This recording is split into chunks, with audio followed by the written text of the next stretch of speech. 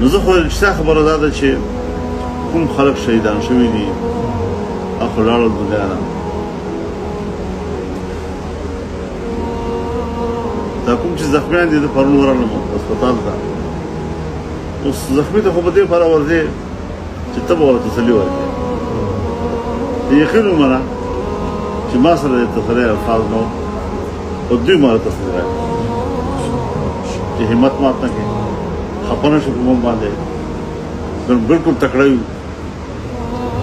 یو داسې مریض مې ولیده چې هغه په سر کې ګولۍ لګېدلې ده او هغه حرکت نه شوی کولی، سترګې هم یو خبر خانه شوه خوځولی، په یو طرف مضبوطه نیولې وې. مونږ چې شاپېره وو تپوس یې کړو، هغه جواب نه راکوي. اخر یې دا لاس دلته راوړو او داسې وکړو، بېغمه وشو داسې او بیا اسمان ته لاس پورته کړو چې الله شته.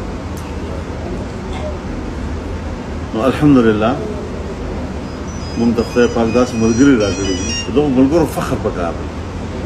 دا مونږ دپاره دا خلک اعزاز دي، منظم خلک دي. ظلم په ځان برداشت کوي خو په بل باندې ظلم نه کوي.